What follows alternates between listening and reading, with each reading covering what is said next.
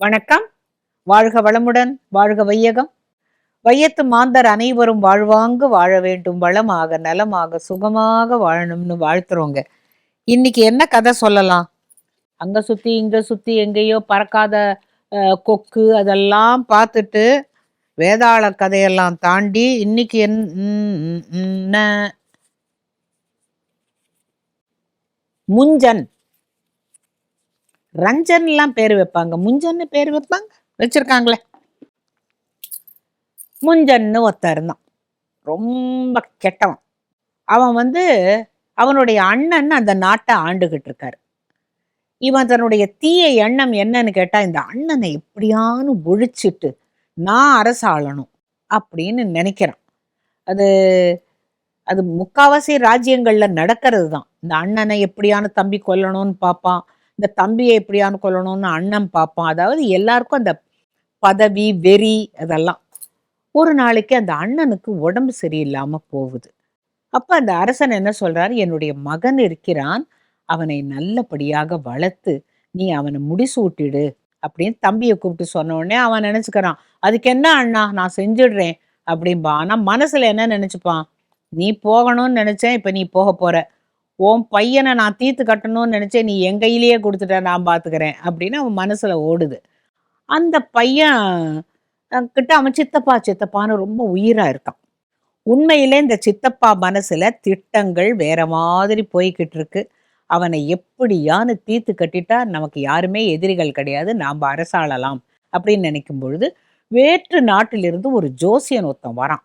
அவன் பார்த்துட்டு இந்த குழந்தையோட முகத்தை பார்த்த உடனே, இவன் மிகப்பெரிய மேதாவியாக மிகப்பெரிய ஒரு ஒரு அரசனாக ஆழ்வான், உலகுள்ள வரைக்கும் அவனுடைய புகழ் இருக்கும் அப்படின்ன உடனே அவனுக்கு ஒரேடியா குபு குபு குபுன்னு எரிய ஆரம்பிச்சிருச்சு. சரி சரி அப்படின்னு சொல்லிட்டு வந்த ஜோசியருக்கு எதையோ கொடுத்து அனுப்பிச்சிட்டு இவன் என்ன பண்றான், தனக்கு தெரிஞ்சவங்களெல்லாம் கூப்பிடுறான்.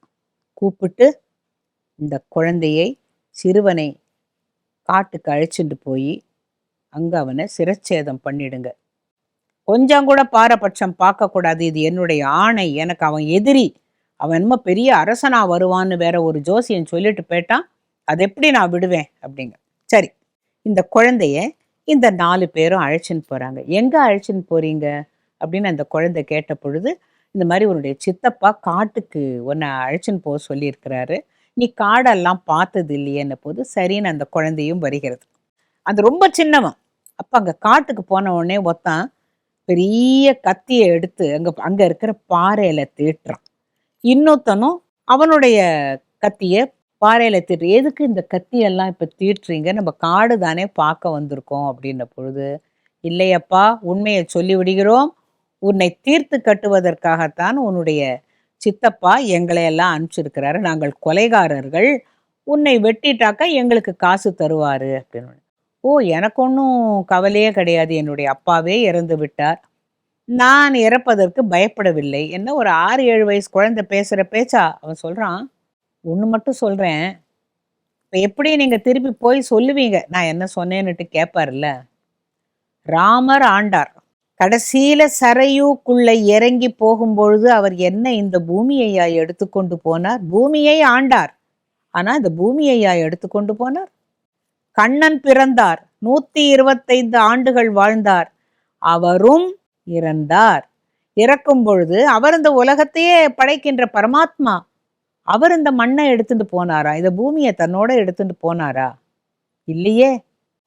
அதே போல என்னுடைய சிற்றப்பா என்னை கொன்றுவிட்டு ஆண்டாலும் எத்தனை நாள் ஆளப் போகிறார்? அப்படியே ஆண்டு முடித்த பிறகு மாளும் பொழுது, மாண்ட பிறகு இந்த மண்ணை எடுத்து செல்ல போகிறாரா? இந்த விவேகம் மட்டும் இருந்தா என் குழந்தை ஆண்டா என்ன, என்னுடைய அண்ணன் குழந்தை ஆண்டா என்ன, நான் ஆண்டா என்ன அப்படின்னு தானே அவருக்கு தோணி இருக்கணும். தோணாத போது நான் உயிரோடு இருப்பதுல அர்த்தமே இல்லை, என்ன தாராளமா வெட்டுங்கோ அப்படின்னு சொல்லி நிற்கிறான். இப்படி ஒரு சித்தப்பா எனக்கு இருக்கும் பொழுது எனக்கு எதற்காக இந்த வாழ்க்கை அப்படின்னு 7 வயசு குழந்தை சொன்ன உடனே, இந்த வெட்ட வந்தவங்கள்லாம் இல்லை, இவ்வளவு நல்ல குழந்தைய நாங்க வெட்ட மாட்டோம், நீ காட்டுக்குள்ள போயிடு, நீ எப்படியான்னு காட்டுக்குள்ள போய் நீ எப்படியோ பழிச்சுக்கோ, நான் அங்க போய் உன்னை தீர்த்து கட்டிட்டோன்னு சொல்லிடுறோன்னுட்டு இவங்க 4 பேரும் போறாங்க. 4 பேரும் அந்த முஞ்சனுக்கு முன்னால போய் நின்று தலையை குனிஞ்சிட்டு நிக்கிறாங்க. என்னப்பா, முடிச்சிட்டியா காரியத்தை? முடிச்சிட்டோம். என்னுடைய அண்ணன் மகன் ஏதான்னு சொன்னானா? அவனுக்கு தெரியுமா நான் தான் அவனை வெட்ட சொன்னேன்னுட்டு? அப்ப ஒருத்தன் அந்த தலைவன் சொன்னானா, பேசினார். அந்த சிறுவன் வாயை திறந்து பேசினார். ராமர் ஆண்டார். அயோத்திக்கு மகாராஜாவாக இருந்தார், சக்கரவர்த்தியாக இருந்தார். போகும்பொழுது ஒரு பிடி மண்ணு கூட எடுத்துக்கொண்டு போகவில்லை. கண்ணன் பிறந்தார், 125 ஆண்டுகள் வாழ்ந்தார். ஒரு பிடி மண்ணை கூட அவர் எடுத்து செல்லவில்லை. என்னுடைய சித்தப்பாவும் ஆளப் போகிறார், போகும்போது என்ன எடுத்து செல்ல போகிறார்? அதை அவர் புரிந்து கொள்ளாமல் என்னை வெட்ட சொல்லியிருக்கிறாரே அப்படின்னு சொன்ன உடனே அவனுக்கு திடீர்னு ஒரே பாசம் பீறிட்டு, ஐயோ இவ்வளவு அறிவான பிள்ளை, அன்னைக்கு அந்த ஜோசியன் சொன்னது கரெக்டு தான், அறிவான பிள்ளை, அவன் மேதாவின்னு சொன்னாரே, அடாடா அவனை போய் வெட்டிட்டீங்களேடா பாவின்னா, நீங்க தானே வெட்ட சொன்னீங்க. நான் இல்லை, நீ வெட்டியிருக்க கூடாது, அவ்வளவு நல்ல பையனை நான் வெட்டிட்டேனே, அந்த பாவம் எனக்கு தானே. என்ன பொழுது, இல்லை அரசே, நாங்கள் அவனை வெட்டி விடவில்லை, காட்டில் தான் இருக்கான்னு சொல்லி அவனை அழைத்து வந்து அவனை நல்லபடியாக வளர்த்து அவனை அரசாட்சியில் பொறுப்பில் அமர வைத்தார். அவன்தான் இப்ப நமக்கு காளிதாசன், சாகுந்தலம், குமார சம்பவம், எப்பேற்பட்ட நூல்கள்லாம் இயற்றினான் காளிதாசன். அந்த காளிதாசனுக்கு உயிருக்குயிரான நண்பனாக இருந்த போஜராஜன் தான் அந்த முஞ்சனுடைய அண்ணன் மகன். இப்ப அந்த ஜோசியன் சொன்னது பலிச்சதா? அவன் மேதாவி மட்டுமில்ல, உலகம் இருக்கின்ற வரைக்கும் அவனுடைய புகழ் இருக்கும்னு. என்னைக்கோ வாழ்ந்தார் காளிதாசன், என்னைக்கோ வாழ்ந்தார் போஜராஜன். இன்னைக்கும் நாம பேசிக்கிட்டு இருக்கோம் அந்த போஜராஜனை பத்தி. இப்ப இந்த கதை இன்னிலிருந்து போஜராஜன் பத்தி தொடரும். விக்ரமாதித்தன் கதை நிஜமா பொய்யா அப்படின்னு நீங்க மண்டையை போட்டு குழப்பிக்காதீங்க. இந்த ஒரு கதை கேட்கிற போதும் அதுல ஒரு நல்ல விஷயங்கள் நமக்கு புரியும். இப்போ உஜ்ஜயினி மாகாளிப்பட்டினத்தை இந்த போஜராஜன் ஆண்டுட்டு இருக்கான். ஒரு நாளைக்கு என்ன பண்றான், தன்னுடைய படை வீரர்கள் எல்லாம் எங்கேயோ அழைச்சிட்டு போயிட்டு ஒரு இடத்துக்கு வந்து, அப்பா நம்ம ரொம்ப அலைஞ்சிட்டோம், கொஞ்ச நேரம் இங்க இருக்கலாம்னு பொழுது படை வீரர்கள்லாம், எங்களுக்கு ரொம்ப பசிக்குது அரசே, நம்ம திருப்பி கஷ்டத்தோட போயிடலான்னு பொழுது, வேண்டாம் வேண்டாம், இது என் நாடு, எங்க வேணா நம்ம என்ன வேணா சாப்பிட்டுக்கலாம் அப்படின்னு பொழுது அங்க நிறைய சோளம் விளைஞ்சிருந்துதான். அங்க ஒருத்தன் பரண் மேல நின்னுக்கிட்டு கிளியெல்லாம் வராம கவன் வச்சு அடிச்சுட்டு இருந்தவன் ராஜாவை பார்த்தான். கூடவே ஒரு பெரிய கூட்டம் வரதையும் பார்த்தான்.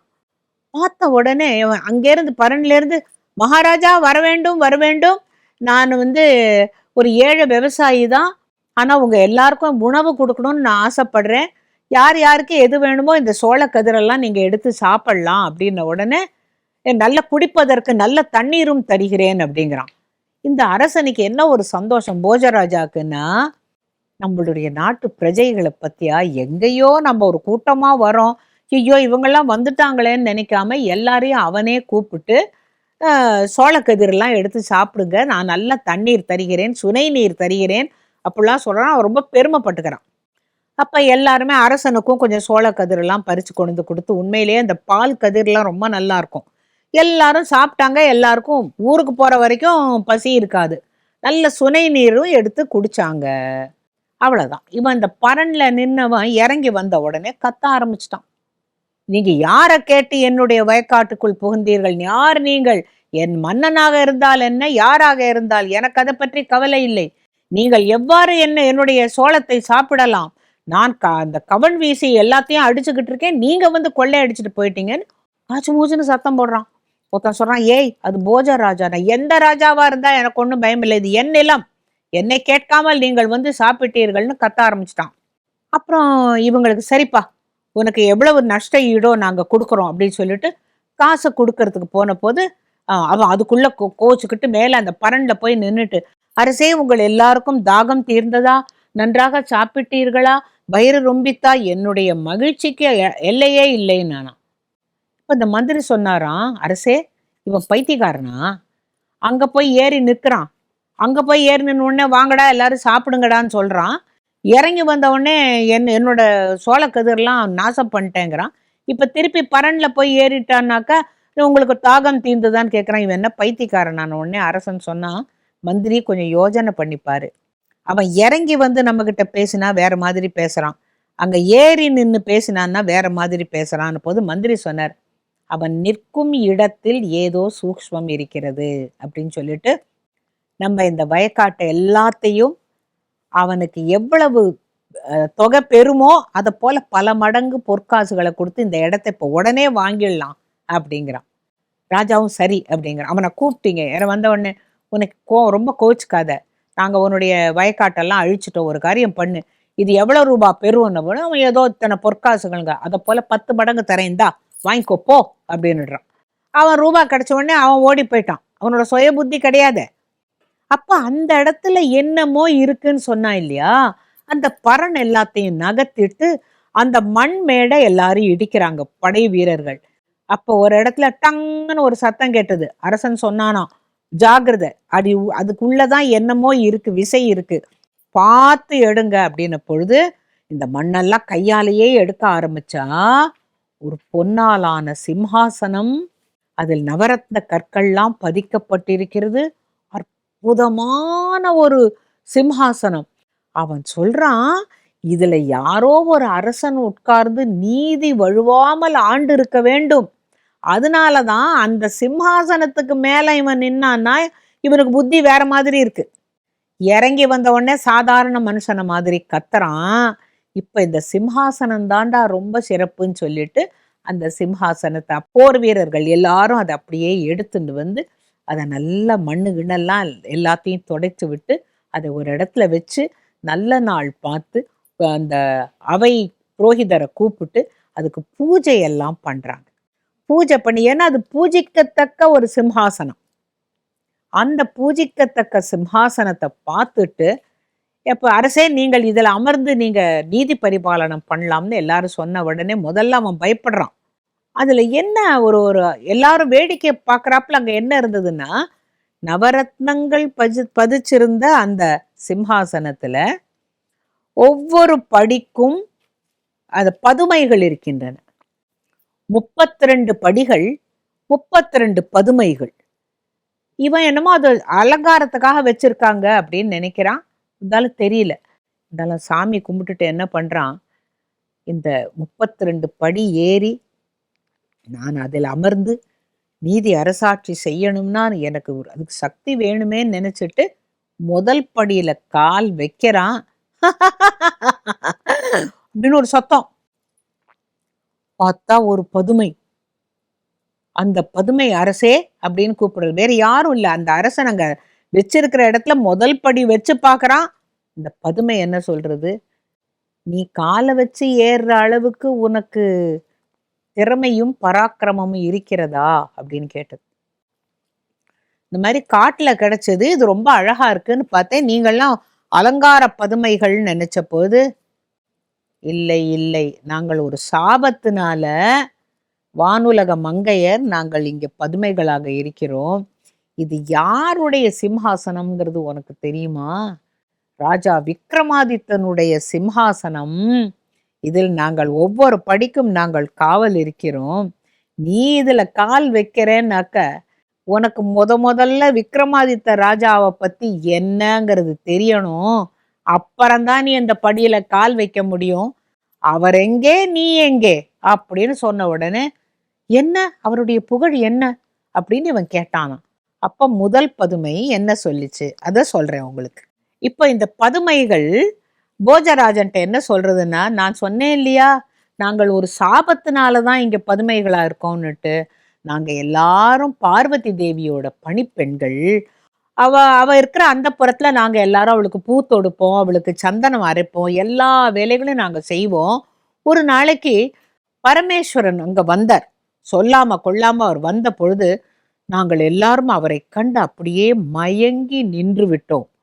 அதாவது எங்களுடைய வேலை என்னவோ அதை செய்யல, வந்த அந்த பரமேஸ்வரனுடைய அழக அப்படியே பார்த்து, அவர் நேர்லயே பார்த்தது இல்லை நாங்க. அன்னைக்கு பார்த்த உடனேவே இவ்வளவு கம்பீரமா ஜடையோட, சந்திரனோட, கங்கையோட, அந்த புலித்தோல் ஆடையுடன் எப்பா கழல் ஒலிக்க அவர் உள்ள வந்த உடனே எங்களை மறந்து அவர் அப்படியே பார்த்துட்டு நின்னோம்.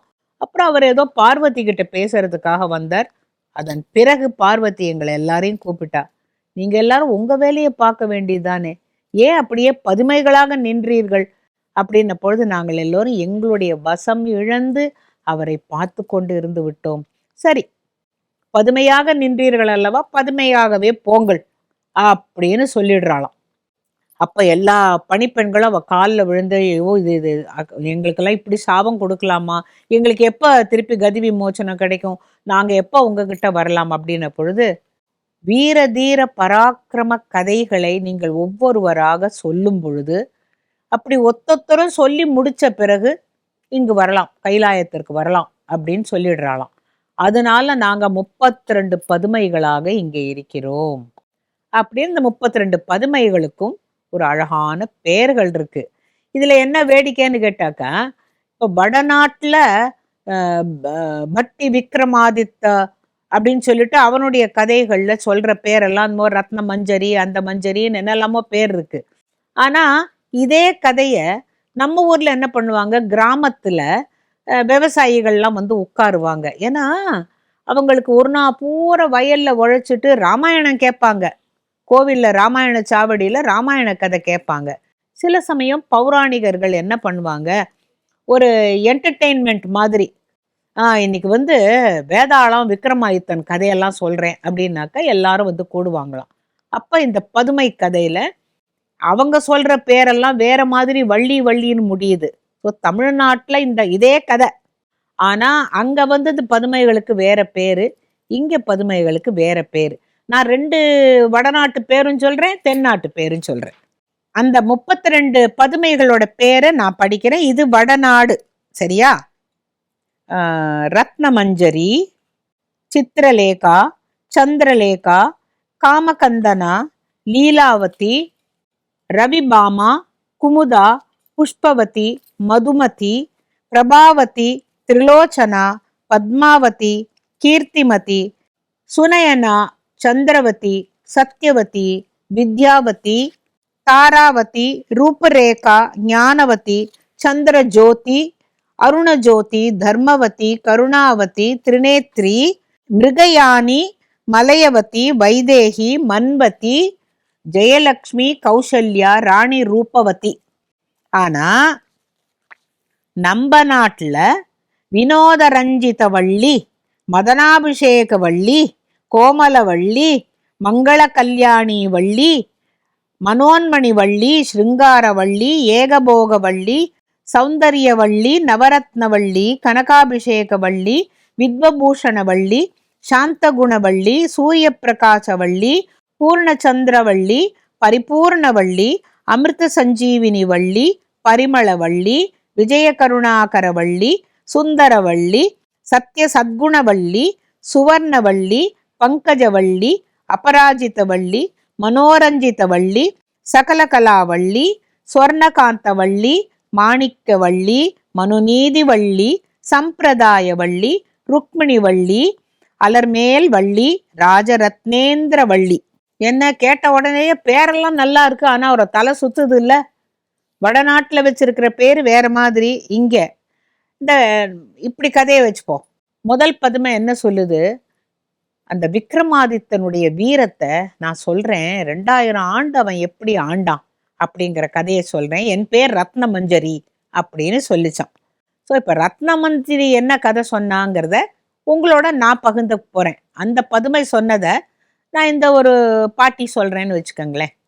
விக்ரமாதித்தனுக்கு எப்படி அந்த சிம்மாசனம் கிடைச்சதுங்கிறத பத்தி நான் ஏற்கனவே உங்கள்கிட்ட சொல்லிட்டேன். அவன் தேவலோகத்துக்கு போயிட்டு வர வரைக்கும் பட்டியால பொறுக்கவே முடியல. எங்க போனா, தேவலோகத்துக்கு போனா திருப்பி வரவே இல்லையேன்னுட்டு. அப்புறமா சிம்ஹாசனத்தோட விக்ரமாதித்தன் வந்து விக்ரமாதித்தன் பட்டி கிட்ட எல்லாத்தையும் சொல்றாரு. என்ன தெரியுமா, இந்த பாரு, எனக்கு தேவேந்திரன் என்ன தெரியுமா சொன்னார், இந்த சிம்மாசனத்தை கொடுத்ததோட இது எனக்கு சிவபெருமானால் வழங்கப்பட்டது, நான் அன்பின் மிகுதியால் உனக்கு தருகிறேன், நீ இதில் அமர்ந்து 1000 ஆண்டுகள் ஆட்சி புரிவாயாக, நல்லாட்சி புரிவாயாகன்னு சொல்லி எனக்கு ஆசீர்வாதம் பண்ணியிருக்கான்னு உடனே பட்டியோட மனசு ரொம்ப கஷ்டப்பட்டு போச்சான், முகம் வாடி போச்சு.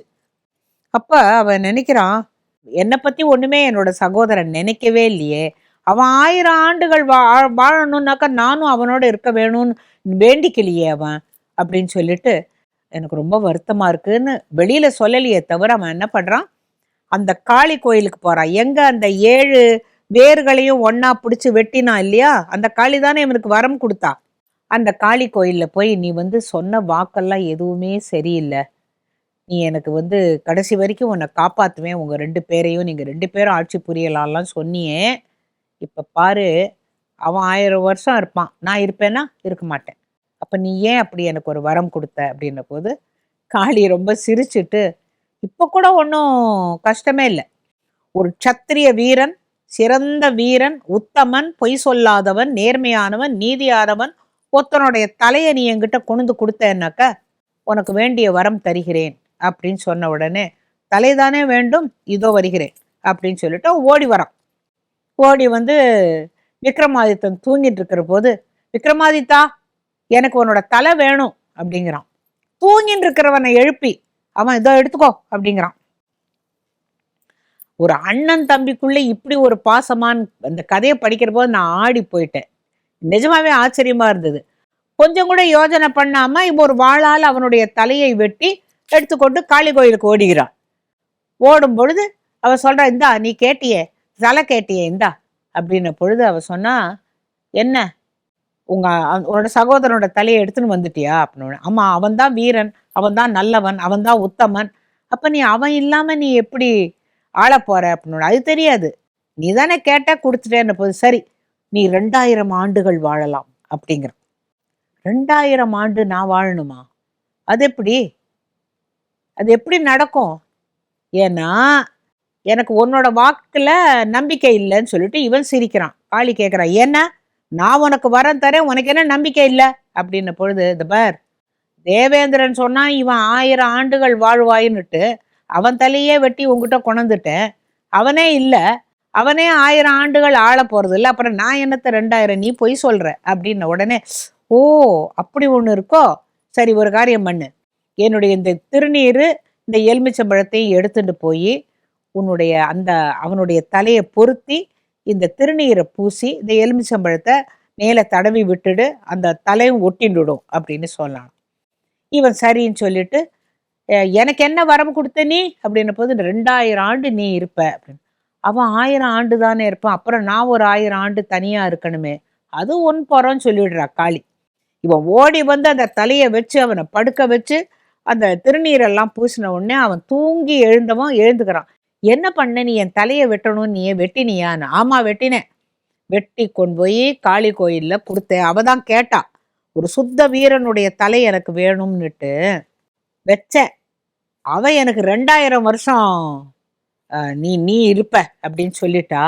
நீ 1000 வருஷம் தானே நீ வரம் வாங்கிட்டு வந்திருக்க, ஆனா உனக்கு அந்த நேரத்துல என்னோட நினைவு வந்திருந்தா, நான் மட்டும் இல்லை என்னுடைய சகோதரனும் 1000 வருஷம் இருக்கணும், நீ தேவேந்திரன்ட்ட கேட்கல பத்தியான பொழுது அவன் வருத்தப்பட்டான்.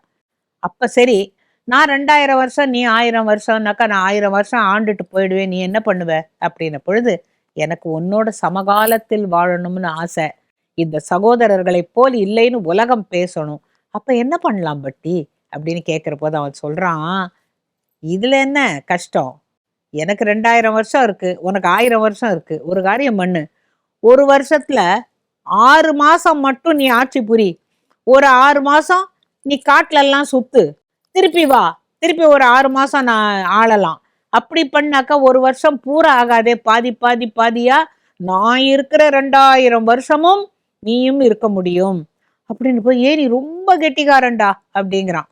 அன்னைக்கு வந்த வார்த்தை தான் நாடாறு மாதம் காடாறு மாதம். இப்ப சில பேர் என்ன சொல்லுவாங்க, என்னங்க உங்க வீட்டுக்காரர் எங்க வேலையா இருக்காங்கன்னு. அது ஏன் கேட்குறீங்க, நாடாறு மாசம் காடாறு மாசம், அவருக்கு வந்து கடலூர்ல போடுவாங்க ஒரு 6 மாசம், அப்புறம் திருப்பி இங்கே வருவாரு, அப்புறம் திருப்பி இங்கே இருந்து ராணிப்பேட்டையில போடுவாங்க, இது ஒரு நாடாறு மாசம் காடாறு மாசம்னு சொல்லுவாங்க இல்லையா.